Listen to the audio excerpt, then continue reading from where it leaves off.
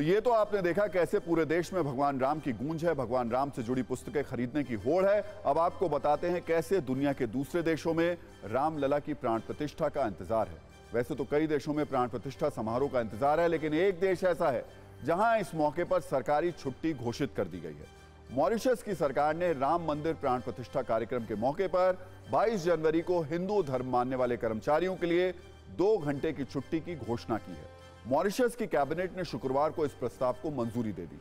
2 घंटे की छुट्टी के दौरान स्थानीय कार्यक्रमों में वो भाग ले सकेंगे। मॉरिशस कैबिनेट की तरफ से कहा गया कि 22 जनवरी को अयोध्या में राम मंदिर का उद्घाटन एक ऐतिहासिक घटना है। यह अयोध्या में भगवान राम की वापसी का प्रतीक है। इसी बात को ध्यान में रखते हुए 22 जनवरी को दोपहर 2 बजे से हिंदुओं को 2 घंटे की विशेष छुट्टी दी जाएगी। मॉरिशस के प्रधानमंत्री प्रविंद कुमार जुगनाथ ने कैबिनेट के इस फैसले पर कहा कि यह भावनाओं और परंपराओं का सम्मान करने के लिए एक छोटी सी कोशिश है।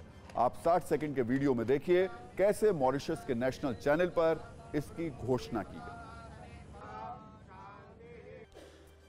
सत्ता में हम आपको अमेरिका के शहरों में गली गली लगी राममयी होर्डिंग भी दिखा चुके हैं। कैसे अमेरिका में कहीं कार रैली आयोजित की जा रही है तो कहीं पर अयोध्या राम मंदिर की तस्वीर छपी है। अब मॉरिशस सरकार के इस फैसले ने यह साबित कर दिया कि कैसे दुनिया के दूसरे देशों में भी राम भक्तों की अच्छी खासी संख्या है। मॉरिशस की बात करें तो अफ्रीकी देश मॉरिशस में हिंदू सबसे बड़ा धर्म है। साल 2011 के सेंसस के मुताबिक मॉरिशस में करीब 48.5% आबादी हिंदू है। यह अफ्रीका का एकमात्र ऐसा देश है जहां इतनी बड़ी संख्या में हिंदू रहते हैं। हिंदुओं की आबादी के मामले में मॉरिशस भारत और नेपाल के बाद तीसरे नंबर पर आता है। आपको बता दें, रामायण के आध्यात्मिक, सामाजिक और सांस्कृतिक मूल्यों के प्रचार प्रसार के लिए मॉरिशस गणराज्य की नेशनल असेंबली ने वर्ष 2001 में एक अधिनियम पास किया था। दुनिया भर में भगवान राम के निशान हैं, प्रमाण हैं, भक्ति हैं।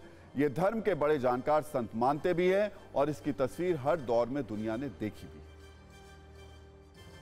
विश्व में बहुत शहर में, समझिए न्यूयॉर्क में, लॉस एंजलिस में, सैन फ्रांसिस्को में, लंदन में, पेरिस में, सिडनी में, ऐसा पूरा विश्व में श्रील प्रभुपाद जी ने भगवान राम और भगवान कृष्ण का मंदिर स्थापन किया है। सब जगह पर भगवान राम और भगवान कृष्ण का बारे में प्रचार करते जा रहा है। हम हरिनाम संकीर्तन करते जा रहा है और प्रसाद भी वितरण करते जा रहा है। तो हर एक मंदिर में पूरा विश्व में हमारा इस्कॉन का तरफ से हर एक मंदिर में हम लोग एक्चुअली पूरा ये दिवाली जैसा हर एक इस्कॉन मंदिर में बनाया जा रहा है। और हर एक जगह पर भी हम लोग हरिनाम संकीर्तन भी कर रहा है। पूरा जो भी सिटी है वो सिटी में जाकर के हम लोग हरिनाम संकीर्तन भी कर रहे हैं। ऐसा हम लोग ये राम मंदिर का प्राण प्रतिष्ठा के बारे में बहुत अच्छा खुश का बात है। हम लोग सब जगह पर भगवान राम जी को हम लोग पूजा कर रहे हैं और सब भक्त लोग के लिए हम लोग सेवा कर रहे हैं। वैसे श्री राम और उनकी कथा लोकल नहीं ग्लोबल है और रामलला की प्राण प्रतिष्ठा की तारीख करीब आते आते श्री राम को लेकर ग्लोबल उत्साह देखने को मिल रहा है। आपको बता दें, दुनिया भर में 300 से ज्यादा रामायण लिखी गई हैं। इसके अलावा कोई 2500 लोक कथाएं रामकथा से जुड़ी हैं। इनमें से 30 ग्रंथ तो सर्वमान्य हैं। काल अलग है, जगह अलग हैं, रचयिता अलग हैं, भाषा अलग है, लेकिन राम एक ही है। सबके अपने अपने राम हैं। दुनिया के 70 से ज्यादा देशों में रामकथा की जड़ें गहरी हैं। आज भारत के अलावा जिन देशों में हिंदू बचे हैं वहां सनातन को कायम रखने में रामायण और रामचरितमानस की बड़ी भूमिका है। मॉरिशस जहां 2 घंटे की सरकारी छुट्टी दी गई है, वहां की बात करें तो साल 1968 में मॉरिशस आजाद हुआ और उसके बाद से वहां सारे प्रधानमंत्री हिंदू ही बने। अनिरुद्ध जगन्नाथ सबसे लंबे समय तक प्रधानमंत्री रहे। वो प्रधानमंत्री रहते हुए अपने पूर्वजों की जड़ें खोजने भारत आए थे। रामायण के आध्यात्मिक, सामाजिक और सांस्कृतिक मूल्यों के प्रचार प्रसार के लिए मॉरिशस गणराज्य की नेशनल असेंबली ने वर्ष 2001 में एक अधिनियम भी पास किया था।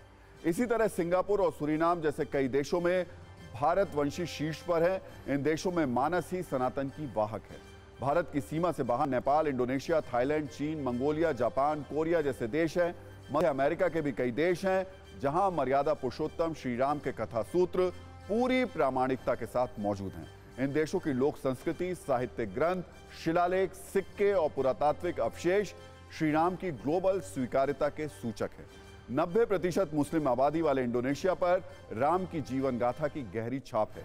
रामकथा वहां की सांस्कृतिक विरासत का अभिन्न हिस्सा है। जिस तरह भारत में राम की नगरी अयोध्या है, वैसे ही इंडोनेशिया में योग्या है, जहां का राष्ट्रीय चिन्ह गरुड़ है। यहाँ की रामायण काकबिन 26 अध्यायों का एक विशाल ग्रंथ है। कहा जाता है इंडोनेशिया के पहले राष्ट्रपति सुकर्णो के समय में पाकिस्तान का एक प्रतिनिधिमंडल इंडोनेशिया की यात्रा पर था। उस प्रतिनिधिमंडल के लोग इससे हैरान थे कि एक इस्लामी गणतंत्र में रामलीला का मंचन क्यों होता है। उनके सवाल पर सुकर्णो बोले, भले ही इस्लाम हमारा मजहब है, पर राम और रामायण हमारी संस्कृति है।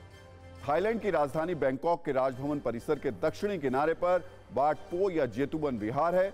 इसमें दीक्षा कक्ष में संगमरमर के 152 शिलापटों पर राम कथा के चित्र उत्तीर्ण हैं। शोधकर्ताओं के अनुसार थाईलैंड का प्राचीन नाम स्याम थाई और थाई सम्राट राम तिबोदी ने 1350 में अपनी राजधानी का नाम अयोध्या रखा था। तो ये बहुत महत्वपूर्ण बात है और यहाँ मैं अपना अनुभव आपसे ज़रूर साझा करना चाहूँगा। इंडोनेशिया में जो सुल्तान का महल है, वहाँ पर हर इतवार को, मैं खुद वहाँ गया हूँ, हर इतवार को आज भी रामायण का पाठ किया जाता है। जिस योग्या की बात की है उसको वहाँ योग्यकार्ता कहते हैं और जिसको वो लोग अयोध्या ही मानते हैं। और इससे और महत्वपूर्ण बात यह भी है कि एक तो इंडोनेशिया रहा, दूसरा श्रीलंका भी है, जहाँ भगवान श्री राम से जुड़ी कई निशानियाँ अभी भी मौजूद है। वहाँ की सरकार ने बाकायदा इस बात को स्वीकार करते हुए उन जगहों पर बोर्ड लगाया है कि ये तमाम जगह रामायण से जुड़ी हुई।